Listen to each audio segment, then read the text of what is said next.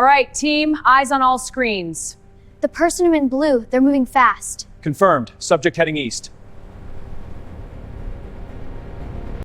When Marcus and I first pulled into Sycamore Ridge with our U-Haul, our daughter Lily hanging half out the window pointing at the Oakline streets, we genuinely believed we had found the kind of neighborhood people write letters to their younger selves about. The houses were immaculate, creamy stone facades, coordinated mailboxes, flower beds that looked like they had been styled by a magazine editor rather than watered by ordinary hands. There was a welcome committee waiting on our new front porch with a basket of wine, local honey, and a laminated copy of the HOA Community Handbook. That handbook was 47 pages long. We laughed about it over dinner that first night, thumbing through bylaws about approved shutter colors and grass height maximums, thinking it was the kind of thing everyone ignored after the first week. We were so spectacularly wrong about that. Neighborhood was beautiful in the way that a pressure cooker is beautiful before the valve gives out. Everything gleamed on the surface because the people inside, operating under a level of mutual surveillance and social enforcement that wouldn't have been out of place in a Cold War thriller. We didn't understand this at first because newcomers are always given a grace, period. A honeymoon window where the community shows you its best face and lets you believe that the warmth is genuine and unconditional. People waved from driveways. Neighbors brought over casseroles. A couple across the street, Don and Patricia Henley, invited us to their patio for drinks and seemed like genuinely lovely people. For about 6 weeks, Sycamore Ridge delivered exactly the life it had promised. The first sign that something was off came in the form of a white envelope slipped under our front door on a Tuesday morning in October. Inside was a formally printed notice from the Sycamore Ridge Homeowners Association advising us that our front porch light fixture was non-compliant with Section 4.2b of the Architectural Standards Code and that we had 14 days to replace it or face a fine of $50 per day. It bought the fixture at a hardware store 3 weeks earlier after our old one burned out. It was a simple brushed nickel lantern-style light, not dramatically different from the ones on neighboring porches. Marcus held the notice up and squinted at it like it was a document written in a foreign language. We went to the HOA website, found the approved fixture list, ordered the correct one, and installed it within the week. We assumed that would be the end of it. We had no idea it was just the beginning. Her name was Deborah Vance. She was 53 years old, a retired school administrator, and had served as the Sycamore Ridge HOA president for going on 6 consecutive years, which in HOA terms is less an elected office and more a slow-motion hostile takeover. She lived 4 houses down from us in the largest home on the block, a 5-bedroom colonial with 2 stone lions flanking the front steps that were, notably, not on any approved decorative fixture list but which no one had ever had the courage to challenge. Deborah was not immediately unpleasant to us. She introduced herself with a firm handshake and a smile that never quite reached her eyes, told us that Sycamore Ridge was a community that takes pride seriously, and offered to walk us through the handbook personally if we had questions. It felt like a sales pitch dressed in neighborly clothing, what we eventually pieced together through whispered conversations with longer-tenured residents and a few brave souls who spoke more openly, was that Deborah had a system. She chose targets carefully and methodically. Families who were new, who were younger, who perhaps didn't look like the neighborhood's historical demographic. These were her preferred subjects. She would begin with small procedural violations, legitimate enough that no one could cry foul. And she would escalate over months, using the HOA's formal complaint infrastructure like a precision instrument. By the time her targets understood what was happening to them, they were already buried under paperwork, fines, and social pressure from neighbors who were too afraid of becoming the next target to offer any solidarity. 2 families had sold and moved away in the 3 years prior to our arrival. A third was actively trying to sell when we moved in.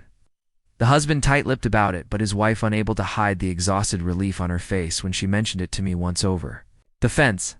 I hadn't understood her expression then. I would come to understand it completely. The porch light was followed by a notice about our recycling bins being visible from the street on non-collection days. Then a notice about Lily's bicycle being left on the front lawn overnight, a single occurrence, a single night. A child's bike leaned against a porch step.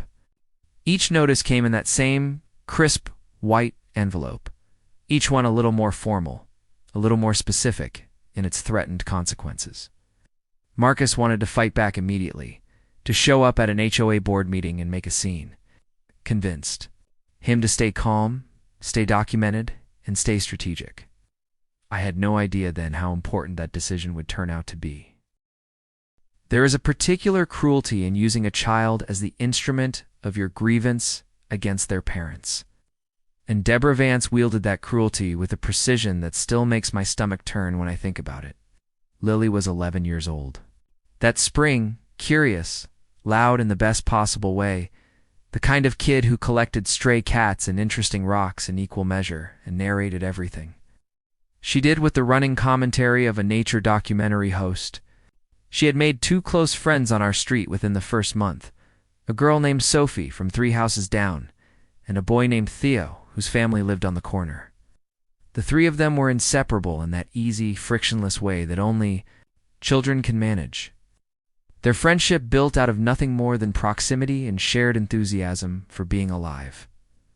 On a Saturday morning in late April, the 3 kids had been playing in the small green area at the end of our cul-de-sac, a little patch of communal lawn with 2 wooden benches and a young oak tree the HOA newsletter always referred to reverentially as the neighborhood centerpiece. This was an approved recreational space. Children played there regularly. Marcus and I had watched Lily head down there with Sophie and Theo at 10 in the morning, tennis balls and chalk in hand, and we had gone back inside to drink coffee and breathe through a quiet house for the first time in a week. At approximately 11:15, Deborah Vance knocked on our front door. She was holding a folder, which I would come to recognize as her signature prop, the physical manifestation of her authority, always close at hand, always stuffed with something accusatory. She told me, in a voice calibrated to sound measured and regretful while being neither, that she had personally witnessed Lily vandalizing the communal bench near the oak tree. She said Lily had used chalk to write and draw on the bench surface, and that this constituted willful damage to community property under Section 11 of the HOA bylaws. She slid a pre-printed formal complaint form out of her folder and handed it to me. The form already had Lily's full name written on it in blue ink. My daughter's name, spelled out in this woman's handwriting on a vandalism complaint form. I felt something go cold and precise inside me. I asked Deborah if she had witnessed this herself. She said she had been walking past and had seen Lily in the act. I asked her when exactly. She said between 10:30 and 10:45.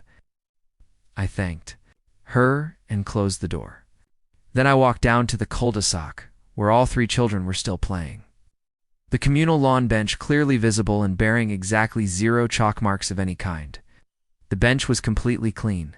Sophie's mother, Renata, was sitting on the other bench watching them and had been there for most of the morning. I asked Renata quietly if she had seen the kids near the bench. She said they had been playing catch on the grass the whole time, nowhere near the bench. And she looked at me with an expression I was beginning to recognize, the tight, careful look of someone who knew something but was calculating the cost of saying it out loud.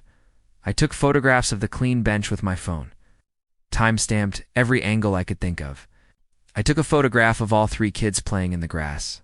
I texted the images to Marcus. Then I went home and filed a formal rebuttal with the HOA board, attaching the photographs and a written statement from Renata. The board acknowledged. Receipt. 2 weeks later, we received a letter informing us that the complaint had been reviewed, and that while the matter was considered resolved, the original complaint would remain in our file as a matter of record. In other words, Lily's name was staying on the vandalism report, regardless of the evidence. I printed that letter and put it in a folder of my own. What I didn't know then, what I wouldn't know for another 2 months, was that our next-door neighbor, a quiet retired engineer named Gerald, had installed a full CCTV system on his property the previous year after a car break-in. His cameras had wide-angle lenses. One of them, mounted above his side gate, captured a clear, unobstructed view of the communal lawn area at the end of the cul-de-sac. Gerald had mentioned his camera system to us in passing once, the way people mention mundane home security additions. The information had settled somewhere in the back of my mind without fully registering. It was Marcus who remembered it. It was Marcus who walked over to Gerald's house on a Sunday evening with a bottle of good scotch and an extremely specific question about archived footage. And it was Gerald who, after a thoughtful sip of that scotch, nodded slowly and said he kept 90 days of footage stored on a local hard drive and that he would be very happy to help us review it. By June, we had moved from being reactive to being systematic in a way that I think surprised even people who thought they knew us. There is something that happens to a person, to a parent especially, when they realize that the attacks on their family are not random, not impulsive, not the result of misunderstanding or bad luck, but rather deliberate and sustained and backed by institutional infrastructure. It produces a kind of cold clarity. Stop hoping the situation will improve on its own, and you start building. Marcus, who had spent 15 years as a project manager before moving into consulting, brought to our documentation effort the same methodical energy he brought to everything. I, who had spent a decade as a paralegal before Lily was born, understood better than most people how documentation becomes narrative, becomes evidence. Together we were, as it turned out, exactly the wrong family for Deborah Vance to have chosen. We created a shared digital folder organized by date and category. Every HOA notice we had ever received was scanned and logged. Every formal complaint, every letter, every email from any board member about anything. We pulled our HOA account online and printed our complete violation and fine history. We began cross-referencing our violations against the public HOA board meeting minutes, which were posted to the neighborhood website to see when complaints against us had been discussed and by whom. We started attending board meetings, which we had never done before, sitting quietly in the back row and taking notes. Deborah noticed us at the second meeting, and her expression shifted in a way that she controlled quickly, but not quite quickly enough. A flash of something that wasn't quite surprise and wasn't quite irritation, but lived in the neighborhood between them. At those meetings, we started asking procedural questions. Polite ones, specific ones, the kind that made other board members shift in their chairs, because they knew the correct answers, and those answers didn't match the current practice. We asked about the formal process for reviewing contested complaints. We asked about the criteria for complaint dismissal versus complaint retention. We asked how board members were required to recuse themselves from votes involving neighbors they had active disputes with. Each question landed like a small stone, dropped in still water, and we watched the ripples carefully. Gerald came to the third meeting. Then Renata came to the fourth, bringing along two other neighbors we hadn't expected, a couple named the O'Coffer Bishops who had their own folder, their own stack of notices, their own story of escalating harassment that they had never thought to connect to a pattern until we started quietly comparing notes in Gerald's driveway on a warm evening in late May. It was through those conversations that the full picture began to emerge. Deborah hadn't just been targeting us. She had a documented history going back at least 4 years of concentrating complaints disproportionately on a specific subset of residents, newer arrivals. Families with children, people of color, households that didn't fit the profile of the original founding residents who had built Sycamore Ridge's HOA structure in the early 2000s in Ketchy. Okafor Bishop showed me her complaint file one evening at her kitchen table, and the parallels to ours were so specific and so structurally similar that they couldn't be coincidental. Same progression of minor procedural notices escalating to formal complaints. Same accusations that couldn't quite be disproven, but also couldn't quite be proven. Same language in the written complaints, specific phrases that appeared word for word across. Different violation notices sent to different families, which meant they were being generated from a template, which meant this was a system, not a series of individual judgments.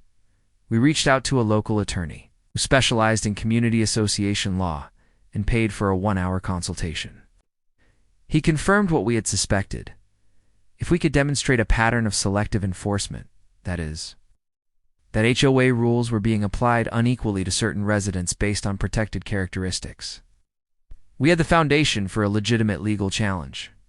He also noted that HOA board members who filed false or fabricated complaints could face personal liability separate from the HOA itself. Right. He said the word fabricated carefully, like someone placing a heavy object on a table, and looked at us. Over his reading glasses, we told him about the April incident with Lily and the chalk bench complaint. We told him about Gerald's cameras, set down his pen and said slowly, "Do you have that footage?" Marcus opened his laptop. The Sycamore Ridge HOA held its quarterly community meetings in the basement of the neighborhood's private community center.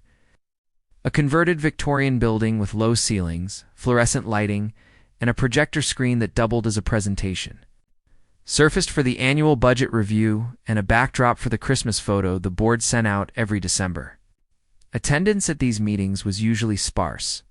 15 or 20 residents scattered across folding chairs, most of them checking their phones. Enduring the parliamentary theater of a small-scale elected body that took itself very seriously. Marcus and I had attended the last three. We knew the layout, knew the AV setup.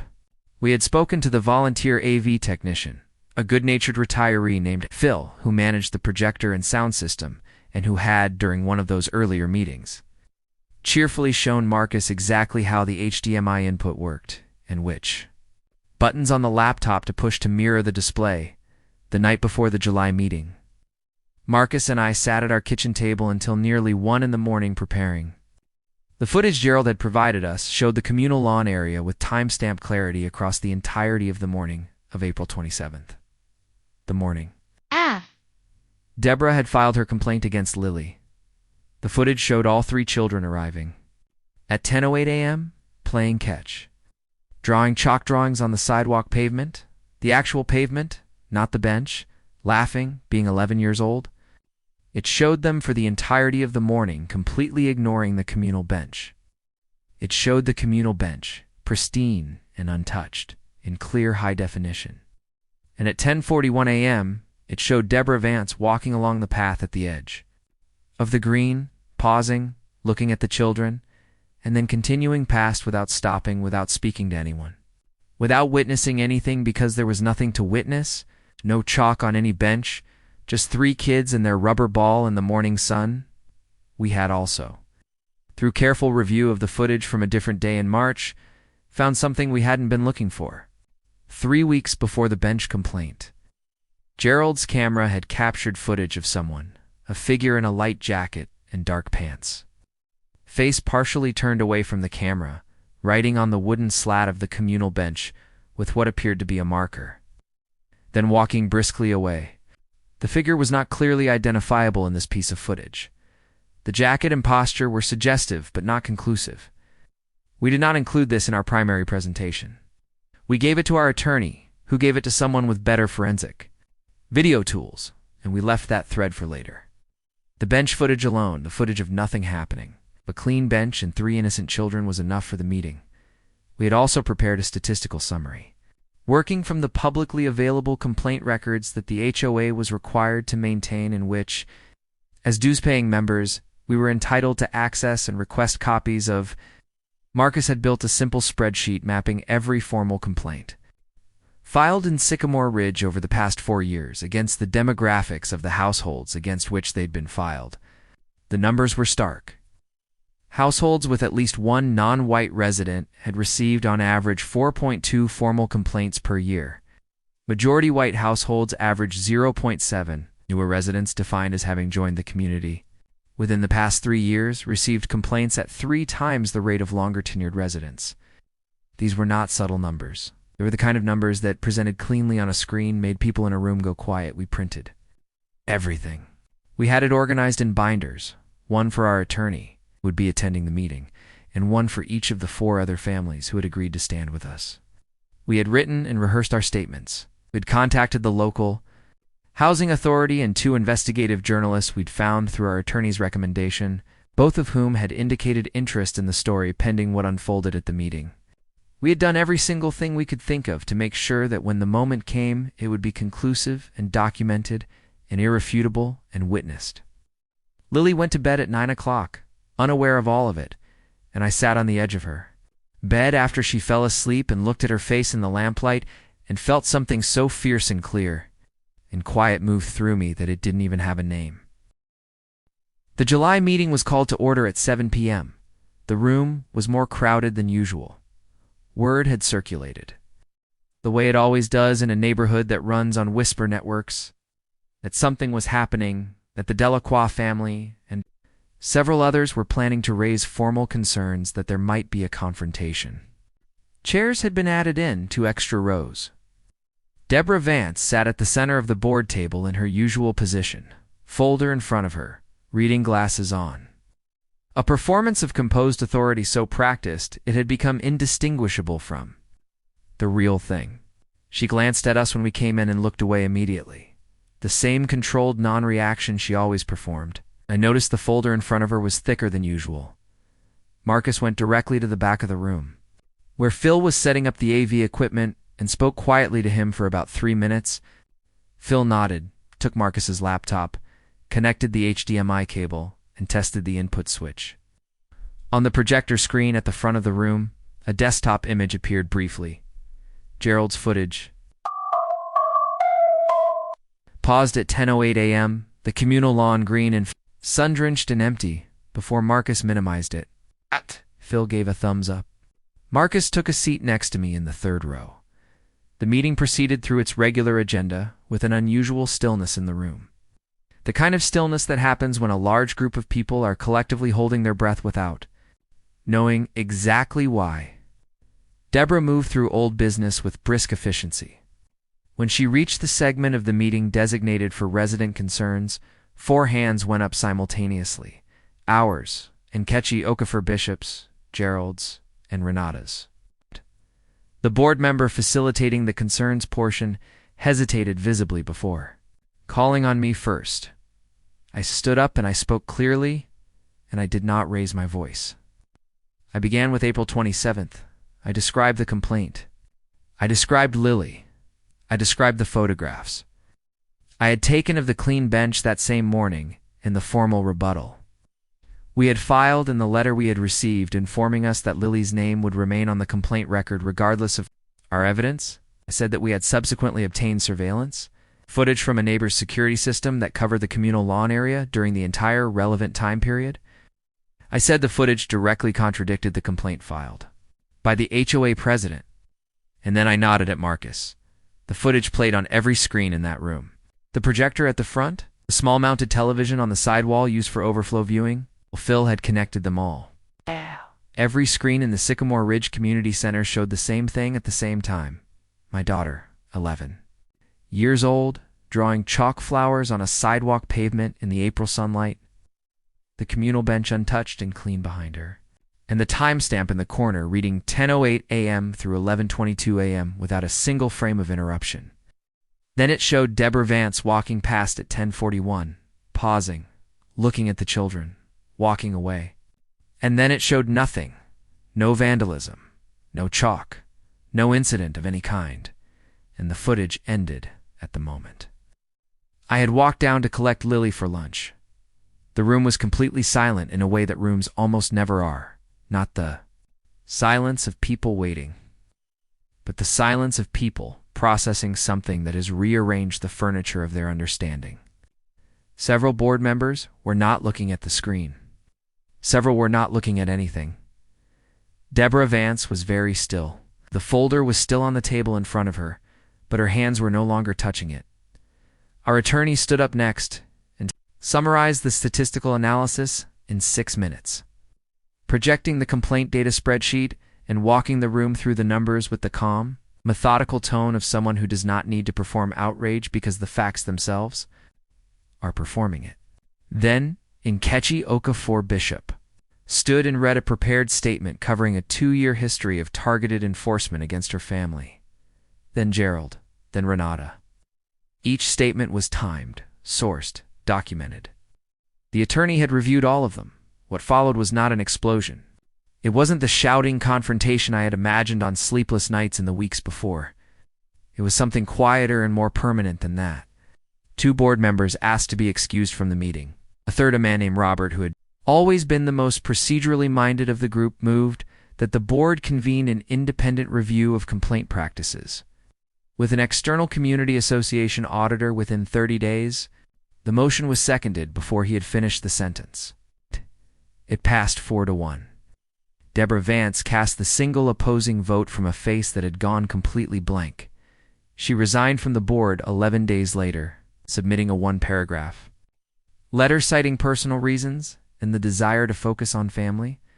The independent audit was completed 8 weeks after that. Its findings led to the formal expungement of every complaint in Lily's file, the restructuring of the HOA's complaint review process to require board-level recusal and conflict of interest situations, and the refund of fines levied against 3 families under what the auditor described as procedurally irregular circumstances. The story was eventually covered by a local journalist in a piece about HOA governance reform. Our attorney's office used the statistical analysis as supporting material in a subsequent, larger case involving a different HOA in neighboring county.